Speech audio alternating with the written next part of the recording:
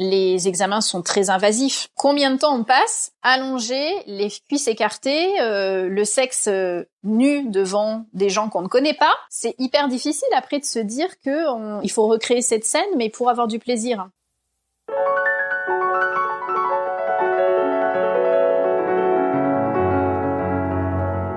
Bonjour et bienvenue dans Alors c'est pour bientôt, le podcast qui libère la parole sur les parcours d'infertilité et de PMA chaque mercredi.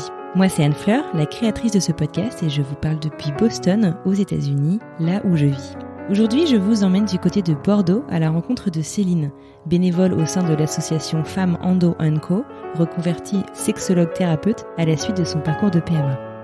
Entrée en AMP du fait de son endométriose et de sa faible réserve ovarienne, Céline accompagne désormais au quotidien les couples en recherche d'équilibre et s'est spécialisée dans l'accompagnement des femmes souffrant d'endométriose ainsi que de cancer. Nous discutons de son parcours, mais aussi de la sexualité, et je vous préviens, cet épisode est très riche en enseignements.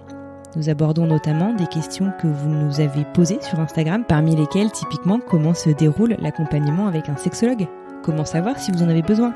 La PMA change-t-elle vraiment la sexualité quotidienne ? Comment gérer le fait d'avoir un rapport programmé ? Et surtout, comment retrouver son équilibre individuel et au sein du couple ? Dans cet épisode, Céline vous offre une multitude d'outils et de réponses qui, je l'espère, vous seront utiles. Alors sans plus tarder, voici ma rencontre avec Céline.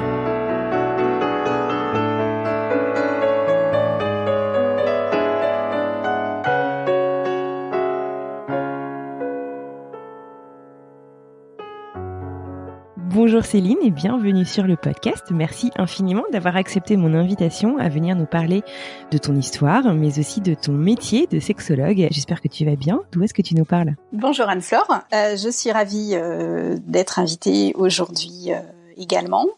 Je vais bien. Je te parle depuis mon cabinet à Bordeaux. Mon cabinet, de sexologue thérapeute. Voilà. Super, ok, très bien. Alors, avant de rentrer dans cette conversation sur sexualité, sur l'endométriose, etc., j'aimerais bien qu'on parle un petit peu de ton histoire. Tu t'es lancée toi-même donc dans les essais bébés avec ton compagnon. Est-ce que tu peux nous en dire un petit peu plus sur votre projet bébé et comment est-ce que ça s'est réalisé ? Oui, alors ça remonte déjà à une dizaine d'années. Donc là, aujourd'hui, j'ai 40 ans, aux alentours de la trentaine, donc ça faisait déjà 5 ans qu'on était mariés. On a pas mal voyagé, profité de la vie, tout ça, puis on s'est dit qu'on aimerait bien se poser et avoir un enfant. Et donc, j'avais arrêté la pilule et j'ai commencé à faire j'avais un suivi gynécologique quand même un peu déjà, on va dire un peu plus haut que la normale parce que j'avais régulièrement des soucis. J'avais des règles douloureuses, j'avais déjà eu des kystes, j'ai changé plein de fois de pilule parce que ça me convenait pas. Voilà, j'avais eu aussi une petite opération au sein parce que j'avais eu un abcès. Donc j'avais un suivi gynéco un peu rapproché. D'accord. Et puis en arrêtant la pilule, au bout de quelques mois, en fait, justement, je refais un bilan chez le gynéco et là, j'avais un gros kyste en fait sur l'ovaire et donc il me dit on va le surveiller pour voir, pour être sûr que ça va pas dégénérer quoi. Entre-temps, on déménage. Donc on quitte la région parisienne, on s'installe à Bordeaux. J'essaye de trouver rapidement un gynéco justement pour faire le suivi et j'arrive donc avec ce nouveau gynéco aux alentours de Bordeaux. J'arrive avec mes échographies, mon histoire et donc à l'examen il me dit effectivement le kyste est gros, puis je soupçonne par rapport aux symptômes que vous m'avez déjà décrits de l'endométriose et je n'avais jamais entendu ce nom jusque-là. C'est clair, même il y a 7 ans, il y a 7-10 ans, c'était pas aussi... t'avais pas des campagnes de sensibilisation sur ce que c'était non plus autant que maintenant, quoi. Exactement, mais ça c'était en 2011 et du coup il me dit je vais vous opérer rapidement parce que le kyste est gros quand même et vous risquez d'avoir une torsion de l'ovaire, donc ça peut... Et puis avec un kyste comme ça, les douleurs devaient être encore plus importantes pendant ta règle, non ? Oui. Et ça me faisait mal tout le temps, c'était pesant en fait. 3 jours après, il m'opère. Ça a été vite. Ah ouais, d'accord. Ouais, moi j'avais pas senti l'urgence comme ça, mais ouais, bien sûr. Voilà. Et donc au réveil, il me dit, effectivement, c'est bien de l'endométriose. Je vous ai retiré pas mal de lésions, de nodules. Voilà, il me décrit toutes les atteintes, donc au niveau de l'utérus, des trompes, de la vessie, de l'ovaire, enfin des ovaires même. Ah ouais. Donc ok. Donc ça c'est un peu le premier coup de massue quoi. Ouais. Et il me dit bon allez, enfin il était quand même assez positif, on va vous aider, vous inquiétez pas pour faire un joli bébé tout ça bon. Donc moi très confiante, jusque là je me posais pas trop de questions sur l'accompagnement du corps médical quoi. Donc on y va, donc je commence des traitements un peu pour booster la fertilité, enfin l'ovulation. Et sauf qu'en fait, mon corps réagit pas bien à ces traitements-là et au lieu de faire des jolis follicules, à chaque fois ça dégénère en kyste. Donc rebelote, j'ai de nouveau des kystes sur le même ovaire en plus. Et voilà. Et donc 10 mois après la première opération, je repasse au bloc opératoire pour une deuxième chirurgie où en fait ils constatent que l'endométriose a flambé en 10 mois de temps. Ça a été j'avais plus de lésions d'endométriose que la première fois, quoi. Que la première fois et voilà, et donc ça a abîmé fortement l'ovaire. Donc voilà, donc lui il voulait persister dans les traitements par voie orale, enfin voilà, de stimulation, puis passer aux injections. Sachant que lui, c'était pas non plus un spécialiste de la fertilité ou de la PMA. Donc là, j'ai commencé un petit peu à me dire, est-ce que c'est une bonne chose pour mon corps? Enfin voilà, ça a commencé 2 chirurgies en 10 mois, ça fait beaucoup, même si j'étais encore jeune. Bon.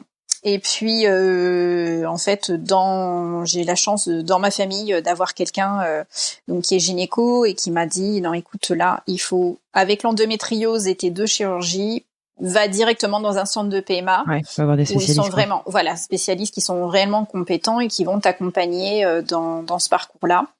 Voilà, faut pas prendre n'importe quoi et avec l'endométriose et avec les chirurgies. Donc du coup, je suis arrivée au centre de PMA de Jean Villard qui est à côté de Bordeaux.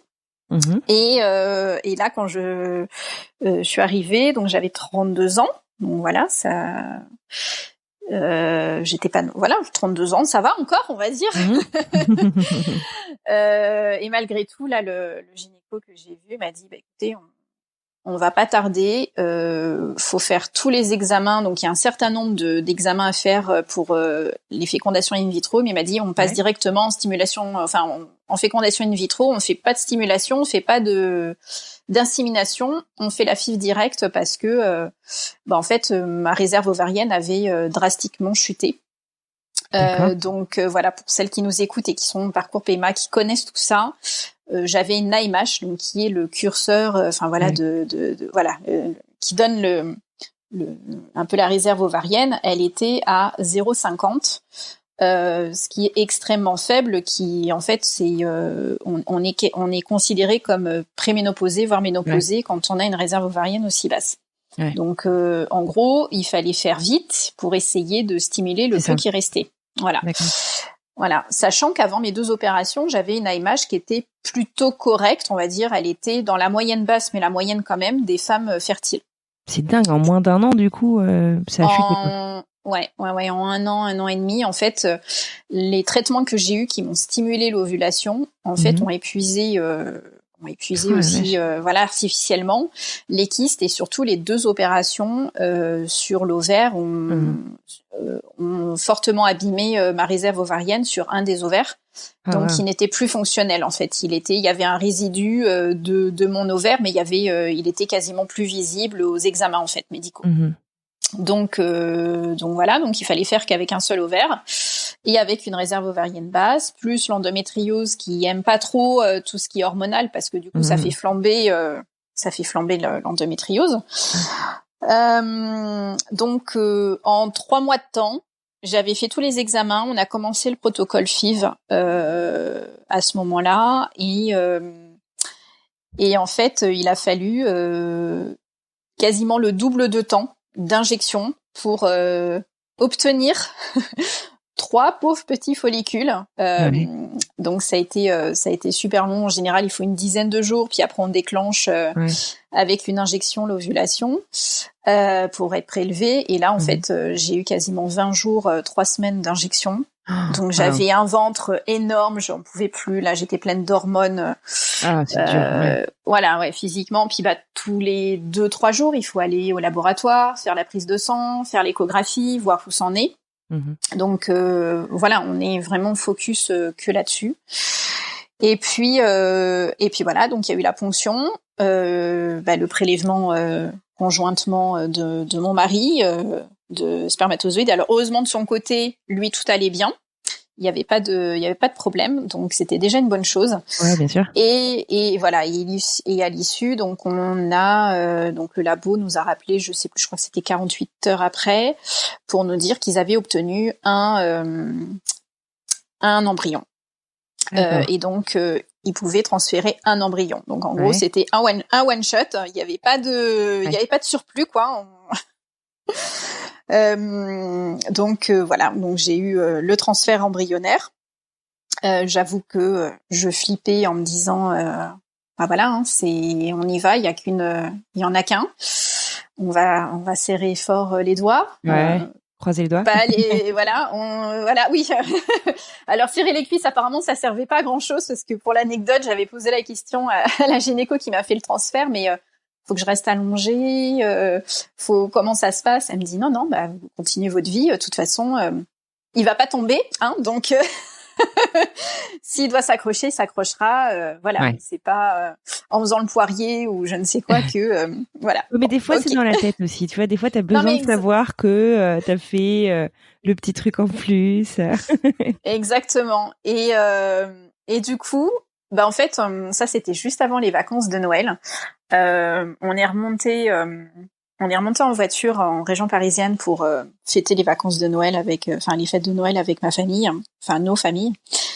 Et après, on avait décidé du coup pour couper un peu tout ça parce que c'était quand même assez énergivore et chronophage et puis stressant. On est parti la semaine du jour de l'an en Guadeloupe. Donc on a pris l'avion. Bon, j'avais bien demandé au gynéco, vous êtes sûr et tout. Il me dit oui, même discours. S'il doit s'accrocher, il s'accroche, il y a pas de problème. Est-ce que j'ai le droit de boire un peu de rhum?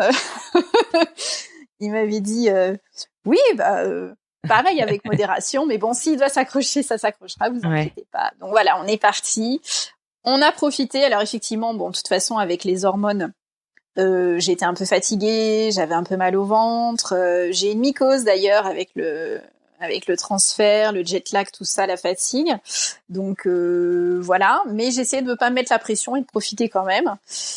Et du coup, en plus, ça a permis de faire passer ces 15 longs jours d'attente avant de savoir si ça avait pris assez vite, finalement.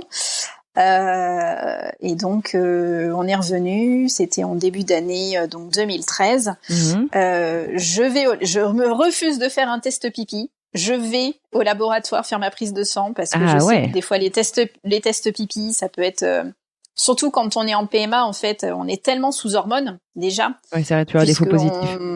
Exactement, parce que l'ovitrel, c'est justement quelque chose qui déclenche l'ovulation, tout ça, et on a cet état de grossesse qui est faux, en fait. Donc, j'en reparlerai après, mais ça m'est arrivé par la suite aussi d'être, parce que j'ai refait une stimulation par la suite. Enfin bref. D'accord. Donc je voulais pas faire le test pipi, je voulais pas avoir un faux positif, je voulais avoir vraiment, la prise de sang qui me dit si oui ou non. Voilà. Et alors j'y vais. Voilà, je reviens à la maison. Voilà. Et puis c'est assez rapide dans la journée, on a les résultats. Et le labo où j'allais, donc ça faisait à peu près 2 ou 3 ans qu'ils me voyaient tous les 4 matins, donc ils savaient très bien pourquoi j'étais là. Et donc du coup, quand j'y retourne, je suis accueillie par le directeur du labo. Donc là, je me décompose un peu parce que je me dis merde. Ils ont trouvé quelque chose qui allait pas. Ou si c'est le boss, en gros, il veut être là pour m'accompagner dans ce dur moment. Alors voilà, je savais pas trop, j'ai eu ce quart de seconde très très pénible. Et là, il me regarde, il me fait ça ne pouvait pas être plus positif. Vous êtes génial. bien, c'est dans les taux et tout. Oh là là, là, je m'effondre, je m'accroche au tu donnes des frissons. comptoir pour pas tomber, mais j'étais tellement bouleversée. Bah ouais, bien sûr. J'y croyais pas en fait. Voilà, j'étais tellement, je me dis c'est pas possible. Voilà, il y en avait qu'un. Bon, voilà, donc je reviens à la maison, j'étais en train de pleurer. Mon mari du coup, il me dit mais c'est bon, c'est pas bon. Enfin voilà, forcément j'étais en pleurs. Donc j'ai dit si c'est bon, voilà. Bah, de là commence la nouvelle aventure du il faut qu'il s'accroche. En fait, quand on est enceinte par PMA, on continue d'être suivi pendant au moins les 3 premiers mois en PMA, pas en obstétrique classique. Et donc là, je retourne voir le gynéco qui m'a suivi pour la FIV. Super content. Alors la première échographie qui n'est pas du tout l'échographie de datation classique dans une grossesse normale, c'est vraiment là pour s'assurer effectivement que l'embryon il est implanté correctement, que il y a pas une grossesse extra-utérine qui se développe, etc. Donc on voit quasiment rien, mais on voit. Enfin, j'ai quand même gardé la photo. C'est un petit grain de riz minuscule, mais voilà, voir un grain de semoule, je sais plus. Enfin, vraiment, c'était tout petit. Mais il est là. Qu'on entend même. Mais il est là, c'est ça. Et donc là, en fait, on commence un autre protocole qui est des injections de progestérone pour justement stimuler l'implantation. Voilà, l'accroche, exactement. Donc, et là, quand même, à l'issue du rendez-vous, il me dit je voulais pas vous le dire pendant les injections, mais voilà, on a fait tout j'ai fait le protocole au max. En gros, si ça prenait pas là, je pouvais pas faire mieux, quoi. Ok, bon. C'est bizarre qu'on dise ça, parce que je veux dire, tu peux quand même, c'est pas parce que ça marche pas la première fois que ça va pas marcher la deuxième, quoi, même avec le même protocole. Oui, mais enfin, ce qu'il voulait dire, c'est qu'en fait, il y avait pas de. Normalement, on y va crescendo. En fait. Oui, d'accord, ouais. Il avait pas d'autres trucs là, on était au max. Donc, si on recommençait, c'était le même protocole identique. Il y avait pas de bonus, quoi. Enfin, je veux dire, il y avait pas d'option supplémentaire. Voilà. D'accord. Donc, c'est vrai que et en ayant le max, j'obtenais qu'un seul embryon. Donc, c'est vrai que ça mettait un peu. La pression. Je pense que lui, il était très honnête et sincère dans sa démarche aussi, et c'est ça que j'ai apprécié chez lui, c'est qu'il m'a pas fait croire non plus que ça allait fonctionner à 100%, parce que des fois il y a des médecins qui peuvent être tellement positifs, et c'est bien d'être positif, mais que du coup on peut être trop plein d'espoir, et ça peut être douloureux quand on subit des échecs du coup. Donc d'avoir quand même quelqu'un qui soit sincère et honnête dans la démarche et dans les résultats qu'on peut attendre, qu'on peut espérer. Voilà, je trouve que c'est clair. C'est mieux. C'est précieux. Voilà. T'as raison. Voilà, c'est précieux, c'est plus équilibré, plus voilà. Donc c'était parti pour le plus mes grand 3 mois aventure de ta vie. Ouais, complètement. Et c'était j'ai vécu une grossesse chouette dans le sens où je savais que pertinemment ça serait peut-être la seule grossesse que je vivrais, et donc je voulais en savourer chaque moment, même au fond de mon lit, à pas pouvoir me lever, même à par la suite avoir un ventre énorme, prendre du poids, tout ça c'était pas grave. C'était précieux de porter la vie. Ouais. Tu disais que tu t'étais un peu résolue finalement au fait que tu aurais certainement que tu ne vivrais qu'une grossesse, et je me demandais en fait justement à quoi ressemblait ton projet famille peut-être après toutes ces découvertes, et comment en fait est-ce que tu es arrivée à ce cheminement qui est pas toujours facile en fait, de réinventer sa vision de la famille avec laquelle on a grandi, avec laquelle on se construit souvent en grandissant. Alors c'est vrai que je m'étais pas trop posé de questions sur le fait qu'on aurait peut-être des difficultés à avoir un enfant ou pas. Idéalement, c'est vrai qu'on avait parlé qu'on aurait au moins peut-être 2 enfants, un peu le schéma classique. Et c'est vrai qu'on a fait partie aussi dans notre entourage de ceux qui ont eu un enfant un peu plus tard que les autres. Alors par choix déjà, et puis du coup avec les difficultés qu'on a eues. Alors à chaque fois qu'il y a eu des grossesses d'annoncées autour de moi, moi ça me rendait pas triste, même quand je savais que c'était difficile pour moi. Au contraire, je me disais c'est super, enfin je suis contente qu'il y ait des personnes autour de nous pour qui ça fonctionne, que ça fonctionne vite et que ça fonctionne sans problème, et voilà, et je me réjouissais vraiment pour les autres que ça fonctionne bien, quoi.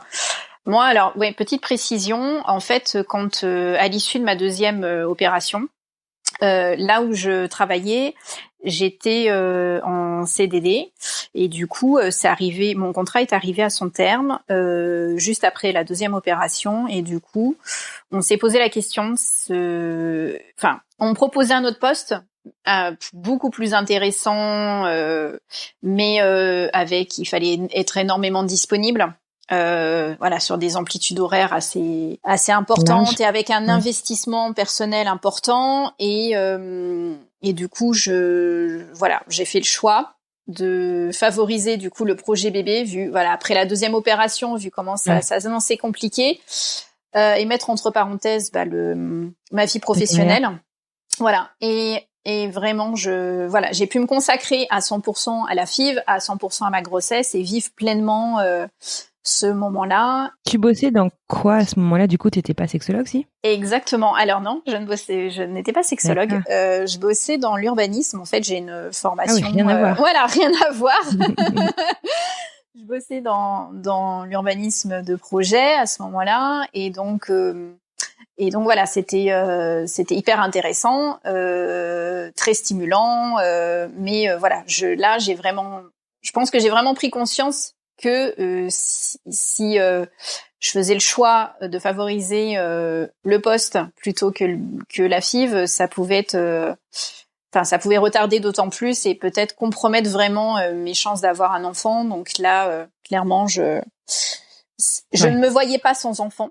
Vraiment pas. Ça, c'était pas possible. Donc, autant je pense que j'étais prête à me dire qu'effectivement il y aurait qu'un bébé, mais de ne pas en avoir du tout, ça c'était pas envisageable, quoi. Donc voilà. Donc ça a été vraiment ce cheminement. J'arrête tout et je me consacre à ce projet-là. C'était mon projet en fait. C'était ça. Ok. Ouais. Et alors donc 9 mois plus tard, ton petit miracle est arrivé. C'est ça, exactement. Le miracle est arrivé. Ça s'est bien passé jusqu'à l'arrivée, la maternité. Et puis, en fait, quand on m'a percé la poche des os, le bébé a mal réagi et il a été en détresse cardiaque. Et malgré les manipulations pour essayer de le remettre dans une position pour qu'il soit bien, ça n'a pas fonctionné. Donc du coup, on m'a amené au bloc opératoire pour une césarienne en urgence. D'accord. Donc ça non plus, j'avais pas du tout envisagé. Donc ça a été assez violent. Et pour moi et pour mon mari aussi qui a pas compris ce qui se passait parce qu'on c'est hyper rapide quoi. Voilà, c'est ça. En fait, on a lancé un code rouge et en un quart de seconde, la salle se remplit d'infirmiers, de soignants, médecins, on sait pas trop quoi. Le brancard part au bloc opératoire qui était prêt, donc parce que une dame devait, je crois, accoucher de jumeaux. Et du coup, on lui a pris la place et mon mari s'est retrouvé dans le couloir assis sur une chaise où on lui a dit vous attendez là. Voilà. Et moi qui hurlais mais sortez mon bébé, je veux qu'il soit en vie. Enfin je me disais mais j'ai pas fait tout ça pour que voilà, c'est ça. Donc ouvrez-moi en deux, je m'en fous mais sortez-le quoi. Donc voilà, comme j'étais déjà sous péridurale en fait, ils m'ont pas endormi. Ils m'ont pas fait une anesthésie générale, mais ils renforcent en fait la péridurale, qui te met dans un état second. Un peu second, ouais. Voilà. Alors tu as conscience de ce qui se passe, mais ton corps, tu ne ressens aucune douleur. Par contre, je sentais quand même les mouvements de mon corps. Donc on sent quand on nous ouvre, quand on nous écarte, quand l'espèce d'aspiration, quand ils sortent le bébé et que tout le corps vient avec. Enfin voilà, ça c'était assez. Ça doit être super bizarre comme ça. Assez glauque, voilà. Mais avec une seule idée en tête, c'est je veux entendre mon bébé pleurer. Voilà, c'est ça. Et c'est ce qui s'est passé. Enfin, instantanément, il a crié. Donc voilà, ils me l'ont mis très rapidement sur moi. Et en même temps, comme on est dans un bloc opératoire, ils le gardent pas parce qu'il fait froid dans un bloc opératoire. Donc ils le sortent vite et du coup après il a fait du pot à pot très rapidement avec son papa et puis pendant que moi il s'occupait de tout refermer, etc. Bien sûr. De tout refermer. Malgré tout, mon mari a pu rentrer dans le bloc opératoire avec le bébé pour que je puisse faire un petit bisou avant qu'il reparte. Mais voilà, tout ça s'est passé tellement vite. Des fois, tu sais, tu te demandes si ça s'est vraiment passé comme ça, tellement t'es dans un état ça a été rapidement que t'as pas eu le temps de réaliser quoi. Exactement, d'assimiler, etc. Et c'est quand je me retrouve en salle de réveil que je me dis ça y est, j'ai plus mon bébé dans le ventre, mais il est en bonne santé, il est avec son papa, tout va bien, mais j'ai envie de le voir. Et la condition pour sortir de la salle de réveil, c'est que je retrouve de la mobilité dans les jambes. Donc là, je mets toute ma conviction. Tu n'attends que ça, bien sûr. C'est ça, donc j'ordonne à mes jambes de fonctionner vite, de se mettre à bouger, pour que je puisse monter en chambre et profiter de mon bébé, quoi. Et là aussi, la maternité, ça a été super parce que mon mari a pu revenir aussi en salle de réveil avec le bébé pour que je fasse un peu de peau à peau moi aussi. Et faire ce qu'on appelle la tétée d'accueil. Ça m'a reboosté encore plus et voilà, là je voyais le bout du tunnel. Voilà, ça y est, enfin, il était en bonne santé, tout allait bien, il avait pas eu besoin d'aide respiratoire ou quoi aux caisses, donc c'était vraiment super. Voilà, c'est un petit garçon ou une petite fille alors c'est un petit garçon qu'on a appelé Marius et jusqu'au dernier moment en fait on hésitait entre deux prénoms et c'est vraiment au moment où il est sorti qu'on s'est décidé à l'appeler Marius. C'est devenu évident. Voilà, exactement. Il y a eu cette évidence-là au moment où il est sorti. Je voulais juste faire un petit coucou à la maternité du CHU de Pellegrin à Bordeaux parce que je trouve que le service a été au top. J'y suis restée une semaine parce que du coup une césarienne tu restes un peu plus longtemps et que le papa, enfin les chambres sont hyper bien configurées. Le papa a un vrai lit pour dormir. Tout est fait, enfin je trouve, pour qu'on reste dans cette petite bulle les premiers jours et vraiment voilà. C'est hyper précieux, ouais. Ouais, c'est vraiment top d'être dans ces conditions-là pour accueillir son nouveau-né. Bon, super. Bah écoute, le message est passé. Oui. Et alors, tout ce cheminement, tout ça, en fait, ça t'a amené à Céline 2.0, autant du point de vue personnel et maternité que du point de vue professionnel. Tu me disais quand on échangeait pour préparer cet épisode, lors du parcours en PMA, l'aspect psychologique et sexologique est complètement mis de côté, et c'est vrai, alors qu'il contribue pourtant. Et justement donc au bien-être du couple. Alors qu'est-ce que ça a été du coup ce wake-up call, quoi? Ça a été quoi l'élément déclencheur pour enchaîner sur la nouvelle partie de ta vie? Alors c'est vrai que dans le protocole PMA, tu as un rendez-vous avec un psy qui est prévu. Voilà, c'est sur la checklist. Enfin, c'est un passage obligé. Donc on y va en couple. Donc on parle de notre désir d'enfant. En fait, ils évaluent un peu aussi si t'es prêt à être dans ce parcours-là et d'envisager aussi d'autres choses, par exemple le don d'ovocytes. Donc c'était mon cas, éventuellement c'était une option, ou l'adoption. Voilà, et à l'issue en fait de ce rendez-vous, tu as validé ton rendez-vous psy et on passe à autre chose, on passe à un autre examen. Pendant les consultations gynéco et les examens, c'est vrai que la dimension purement comment vous vivez les choses, comment va le moral, etc., ça passe un peu à la trappe parce qu'il n'y a pas le temps, c'est très technique en fait. Tout est basé sur la technicité des protocoles pour qu'ils soient le plus efficaces possible. Même sur l'intimité, effectivement, la sexualité du couple, on n'en parle pas, quoi. Alors, dans le cas d'une FIV, c'est sûr que c'est pas le câlin qui va faire le bébé puisque c'est c'est la FIV. Mais du coup, on parle pas non plus. Est-ce que c'est bien de faire un câlin quand même pendant ? Est-ce que, c'est vrai on se sent un peu dépossédé du coup de sa sexualité. Et quand on est dans des stimulations simples ou dans des inséminations, où là, en fait, on a des rapports programmés pour favoriser justement la fécondation, là aussi c'est hyper difficile à vivre, quoi, parce que on est un peu obsédé par le calendrier et par la fenêtre de tir qu'on a sur cette période d'ovulation qui est que de quelques heures. Donc tout tourne autour de ça et on oublie le paramètre festif de la sexualité. Ouais, non, c'est clair. Voilà. Et puis l'accompagnement même du couple, parce que c'est une vraie épreuve pour le couple de passer par ça. Pour le corps, pour les corps, des fois, voilà, il y a les deux conjoints qui sont atteints, qui doivent suivre aussi des examens et des traitements. Donc, ça met le couple à rude épreuve aussi. Et effectivement, je trouve que l'accompagnement là-dessus est très light. Donc, si on n'a pas des bases solides, on peut, je pense, assez facilement s'éloigner. Ouais, le couple bat de l'aile, quoi. Voilà. Ouais. C'était déjà un constat que j'avais fait. Puis, dans les centres de PMA, tu croises énormément de couples, t'échanges avec d'autres couples. Tu vois bien que tout le monde est un peu dans cet état-là de l'objectif bébé et le reste, ça passe un peu à la trappe. Et donc, il peut y avoir aussi l'effet boomerang quelques temps après. Tu vois, une fois que le projet est abouti ou pas, mais le deuxième effet qui se coule, quoi, qui fait que le couple est passé, t'as oublié ton couple pendant des mois, voire quelques années, le temps de tout ce parcours PMA, et tout d'un coup.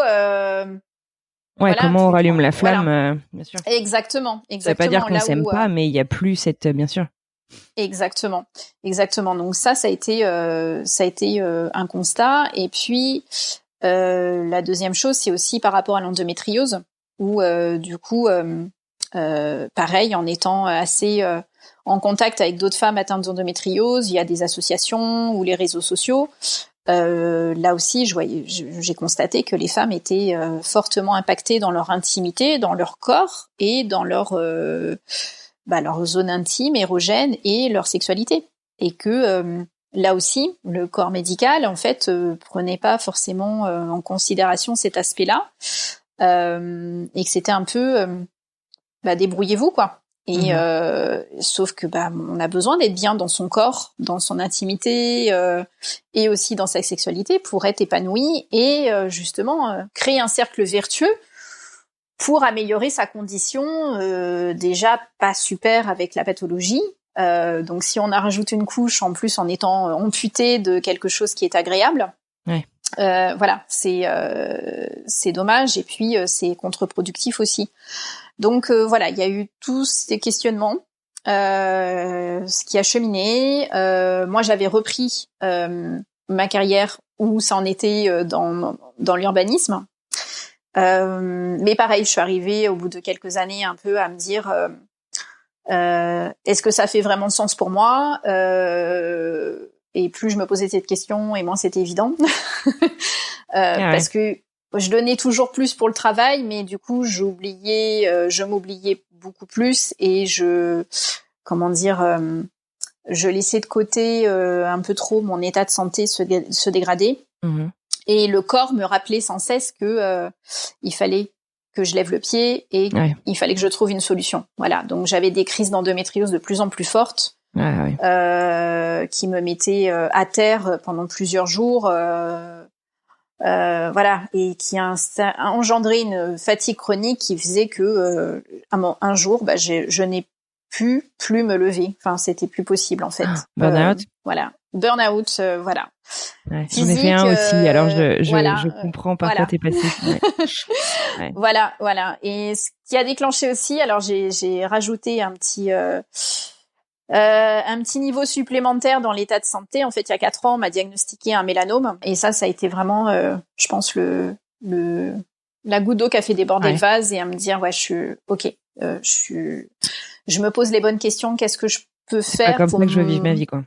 Exactement. Et vraiment, en réfléchissant, j'avais vraiment envie d'apporter ce que j'avais moi réussi à trouver toute seule personnellement, c'est-à-dire à ne pas m'oublier en tant que femme, déjà dans mon corps, de pas laisser le corps médical s'approprier mon corps comme étant juste médicalisé, mais voilà, en garder mon intimité et mon entièreté dans mon corps, et surtout garder ou même raviver voilà cette intimité, cette sexualité. Donc je me suis lancée dans une formation en sexologie pour devenir sexologue thérapeute et accompagner les femmes, et plus particulièrement donc celles qui sont atteintes de pathologies comme l'endométriose, ou ça peut être aussi les cancers féminins, ou celles qui n'ont pas de pathologie particulière mais qui ne se sentent pas forcément bien dans leur corps, dans leur intimité, dans leur sexualité. Voilà. Et tu dis les femmes, c'est pas les couples, c'est surtout les femmes? Si, les couples aussi. Donc c'est les femmes et les couples. Mais comme c'est que je me suis assez spécialisée dans ces accompagnements, par exemple, en tant que sexologue, je ne prends pas les hommes seuls pour des pathologies, pour des requêtes plus spécifiques aux hommes. Je les oriente dans ces cas-là sur des confrères ou des consoeurs qui qui sont plus à même de prendre en charge les hommes seuls. Voilà. Je prends les couples dans leur globalité, qu'il y ait une pathologie ou pas. Voilà, là c'est sans problème du tout. Mais pour le suivi individuel, c'est vraiment sur les femmes que je me suis spécialisée. Voilà. D'accord. Est-ce que tu pourrais nous dire en quelques mots en quoi consiste la formation justement d'un sexologue? Alors, est-ce qu'il y a une école, un diplôme d'État? Parce que ma question sous-jacente, ça va être, comme pour beaucoup de spécialistes, comment identifier en fait si un praticien est un vrai praticien et comment le choisir en fait le praticien qui va nous suivre? Alors, pour devenir sexologue, il y a plusieurs voies. Alors, il n'y a pas de diplôme d'État. C'est pas un statut qui est protégé, le titre de sexologue. Il y a 3 voies différentes. Il y a ceux qui sont issus du corps médical, médecins, gynéco, sages-femmes, qui peuvent suivre en fait un diplôme universitaire en médecine avec une spécialité en sexologie, mais qui vont avoir une approche beaucoup plus organique et médicale de la sexologie. Donc eux, ils peuvent par exemple prescrire des choses. Je pense notamment pour les hommes qui auraient des problèmes d'érection, ils peuvent prescrire le Viagra. Ensuite, il y a les psychologues cliniciens qui peuvent aussi avoir une spécialité de sexologue. Donc là, c'est à l'issue aussi de leur formation. Ils peuvent avoir un master de spécialisation en sexologie. Et il y a la 3e voie, donc pour ceux qui n'ont ni du corps médical ni psychologue, où là il y a plusieurs instituts ou écoles qui proposent des formations en sexologie. Donc j'ai moi-même suivi ma formation à l'Institut de sexologie.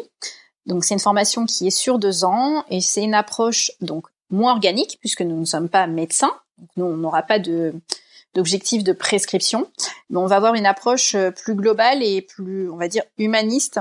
On prend la personne dans son entièreté, donc avec son vécu, son histoire sexuelle, comment elle a débuté sa sexualité, etc. Donc on va pas uniquement regarder les symptômes de la personne. Par exemple, si ça peut être des douleurs à la pénétration, on va chercher au-delà en fait de ce qui va être organique pour essayer à la fois de comprendre les mécanismes, par exemple, de la douleur, si ça peut être lié à un traumatisme plus ancien, et puis essayer de trouver des chemins thérapeutiques qui vont être plus globalisants sur le long terme. Voilà, pour que la personne puisse retrouver son équilibre à tous les niveaux et pas que uniquement d'un point de vue de sa sexualité. D'accord. Donc s'ils viennent en couple, voilà, ça va être retrouvé aussi sur la communication. Parfois, les couples vont venir pour un symptôme entre guillemets de sexualité un peu en berne, et puis au fil des questions, au fil des rendez-vous, finalement, on va vraiment mettre de côté la question de la sexualité pour vraiment se concentrer sur plutôt la communication, l'organisation du mode de vie, etc. Pour revenir après à la sexualité. Mais en fait, on va se rendre compte que pour que la sexualité fonctionne, il va falloir d'abord régler d'autres... il y aura d'autres ajustements à faire pour avoir une sexualité épanouie. Voilà.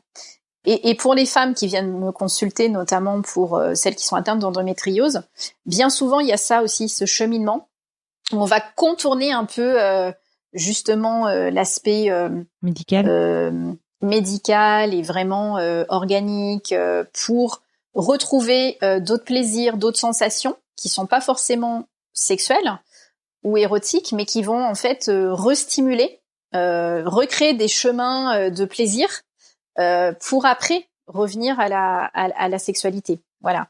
Mais du coup, voilà, ça demande un accompagnement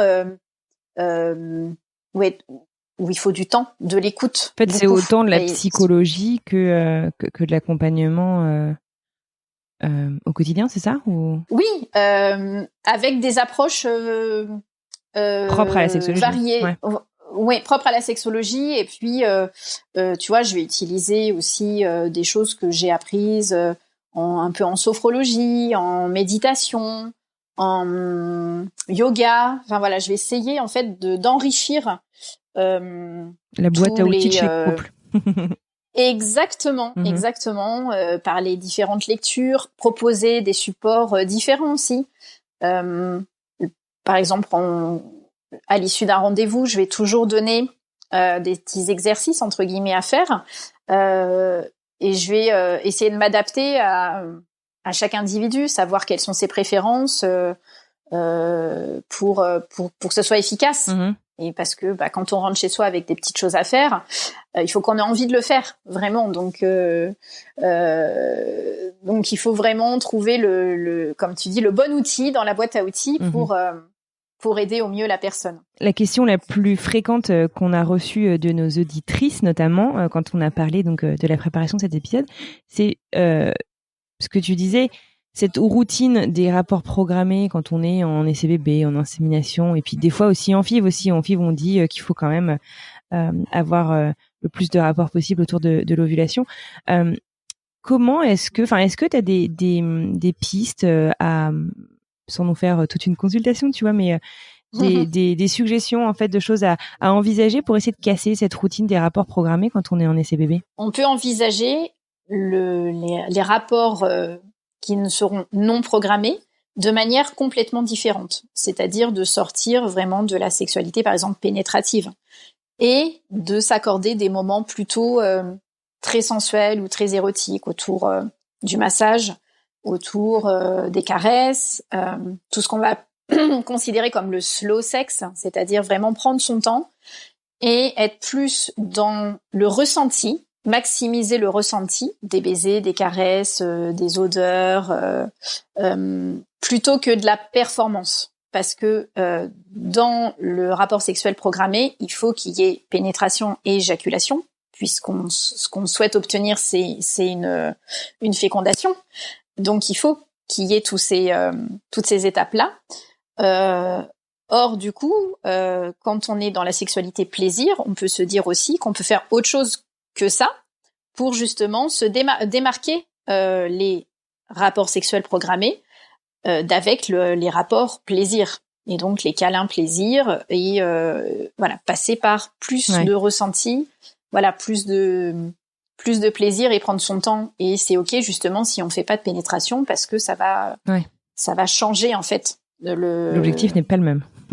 Exactement, l'objectif n'est pas le même. Donc vraiment se focus sur le plaisir, et même si c'est pas ce qu'on a l'habitude de faire, même si par exemple on n'a pas beaucoup de temps devant soi, pour moi je trouve que c'est beaucoup plus important de valoriser peut-être un câlin, une étreinte, des caresses sur 10 minutes, un quart d'heure, même avant de se coucher, même s'il est tard, plutôt que de se dire on a 20 minutes, on va essayer de faire quelque chose de performant.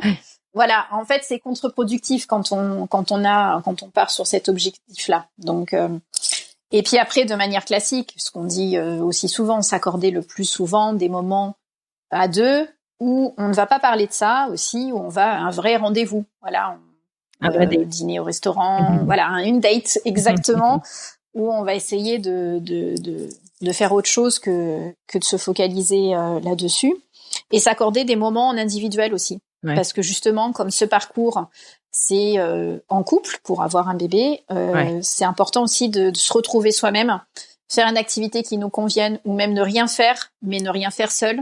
Des fois, c'est important aussi de se retrouver pour se ressourcer. Et voilà, il y a des choses qui peuvent aider, la méditation, effectivement, la sophrologie, le yoga si on aime ça, la danse, quelque chose qui va nous permettre de se retrouver. Ouais, de retrouver son individualité au sein du couple aussi.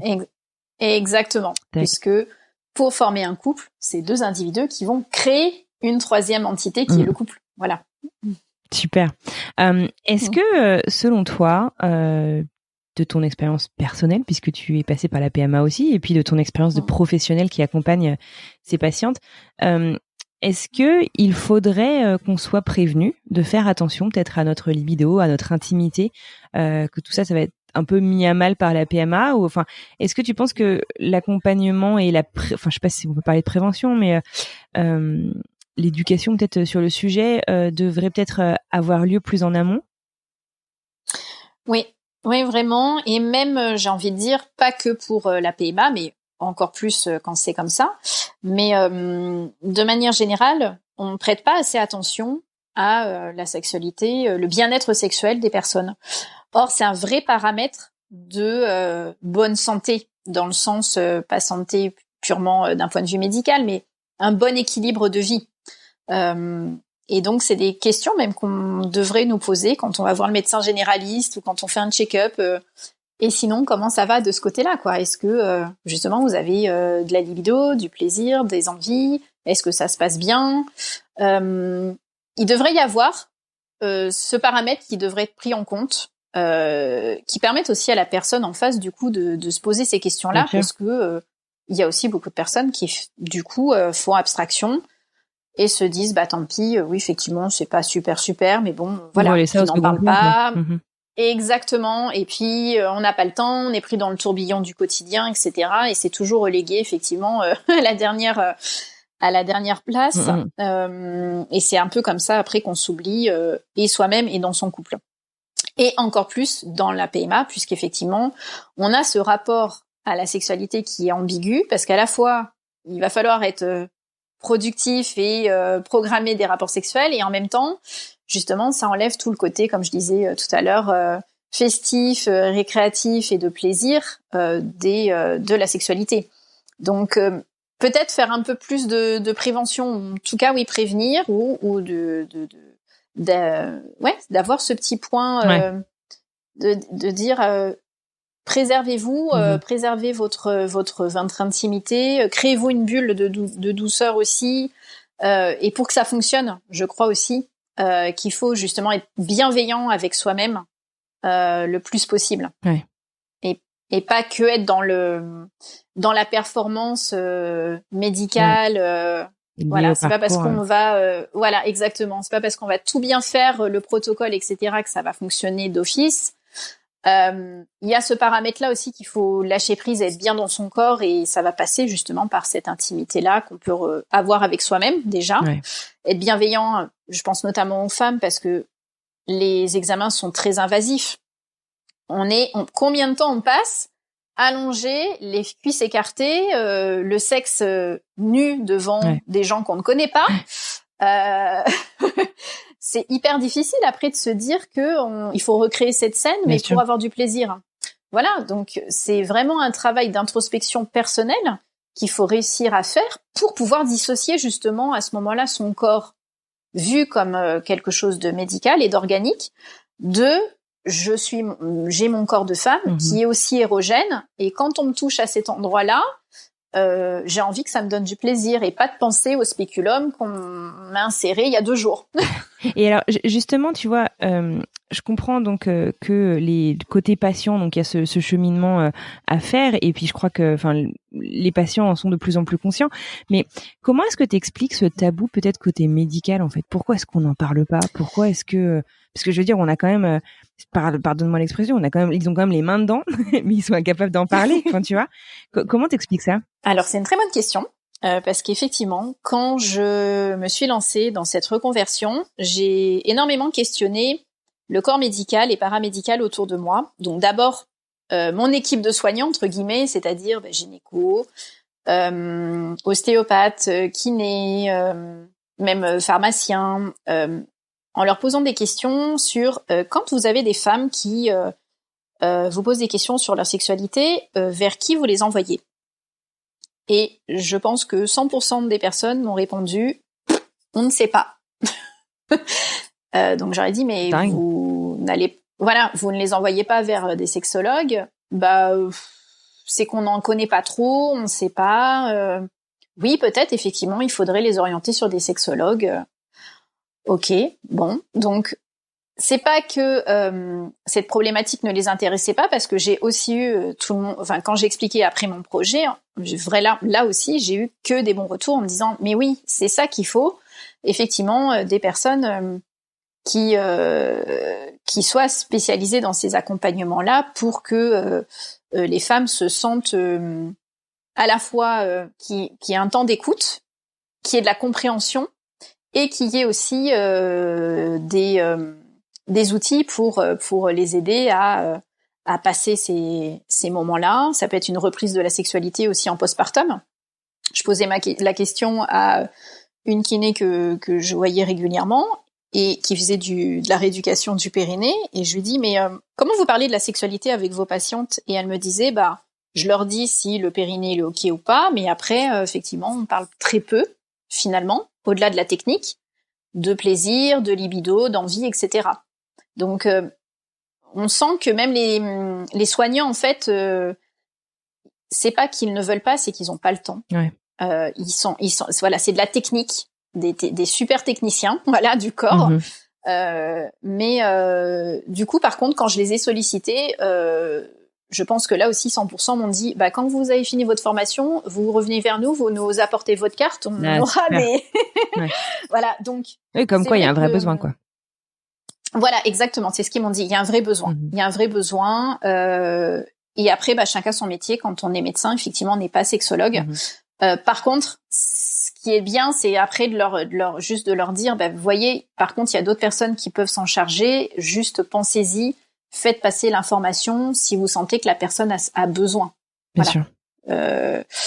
Parce que de soi-même, c'est pas évident de faire la démarche non plus. Ouais. J'aimerais donc revenir un tout petit peu en arrière sur plus spécifiquement la sexualité et l'endométriose. Et est-ce que tu pourrais nous donner un petit peu plus d'informations sur comment est-ce que la sexualité des patientes souffrant d'endométriose peut être affectée, et comment est-ce que justement toi tu peux leur apporter un accompagnement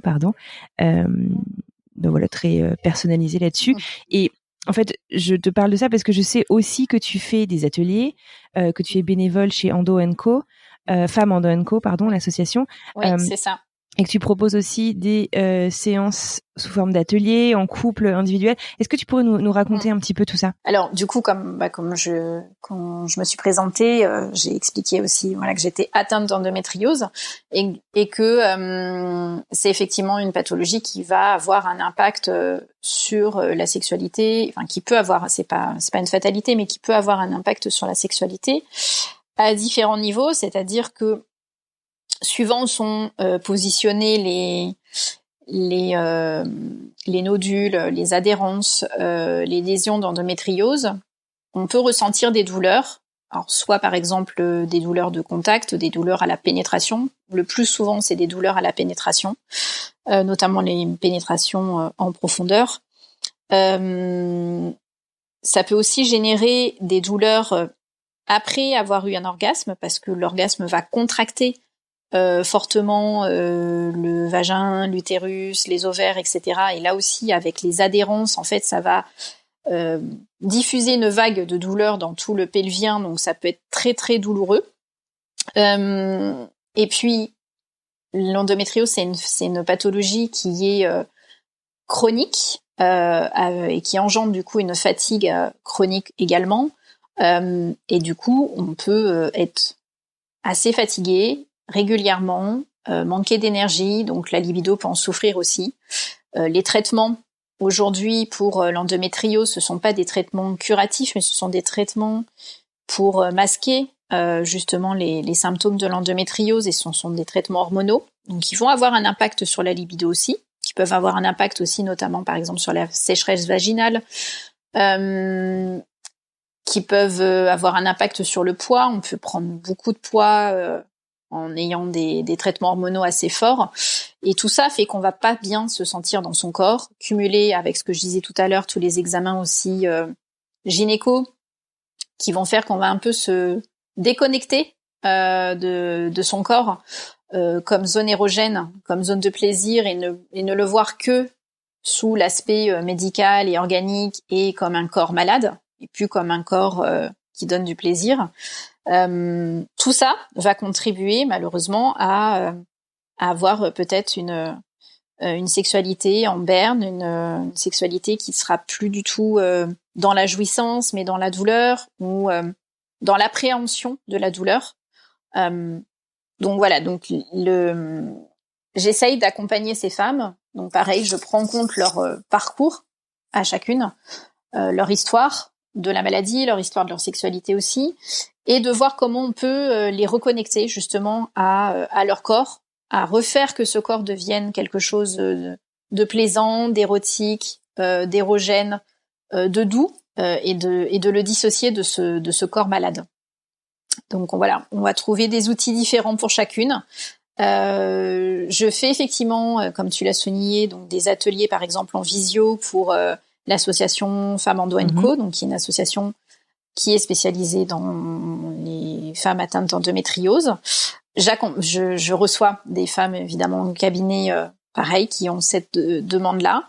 Ça peut être aussi en couple. Quand le conjoint accompagne, c'est toujours plus productif parce que du coup, il va être aussi acteur dans le bien-être de sa compagne et dans l'objectif d'améliorer leur intimité à tous les deux.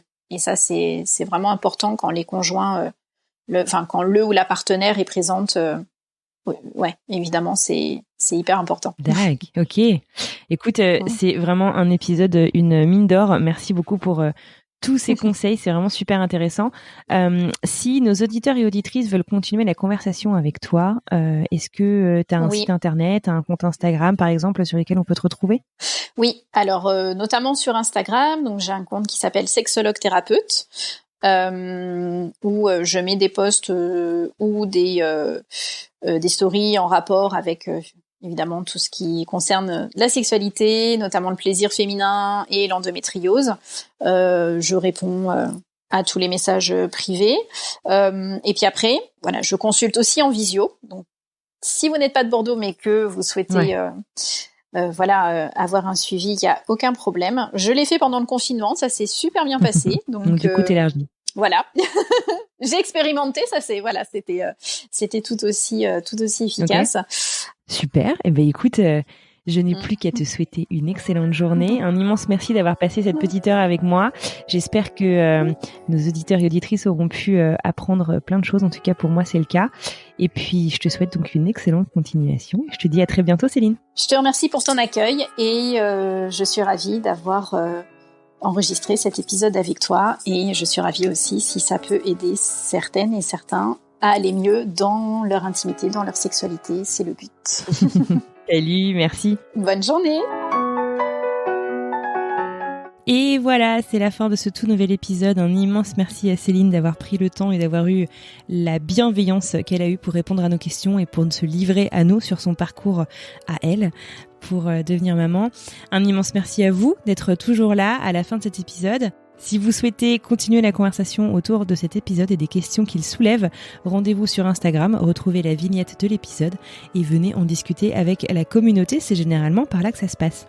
Si vous êtes resté jusqu'au bout, il y a de grandes chances que vous ayez envie d'aider le podcast à se développer et je vous en remercie. Si c'est le cas, deux manières vraiment nous aider. La première, c'est aller sur les réseaux sociaux, partager le podcast en story sur vos posts. N'hésitez pas, vous taguez le podcast et c'est vraiment un super moyen de nous aider et puis finalement d'aider la communauté à trouver, à découvrir cet outil en fait qui est proposé par le podcast pour obtenir du soutien, se sentir un petit peu moins seul notamment. Et puis si vous avez Apple, que ce soit sur votre Mac ou sur votre téléphone par exemple, rendez-vous sur Apple Podcast, laissez 5 étoiles et un commentaire. C'est vraiment un super moyen de nous aider à nous développer, ça aide vraiment. Et puis, on me dit que c'est l'heure, qu'il faut peut-être que je vous laisse un petit peu tranquille. Alors, je vous souhaite une excellente fin de journée. Je vous remercie d'être présent chaque semaine. Et puis, je vous dis à la semaine prochaine. Prenez soin de vous.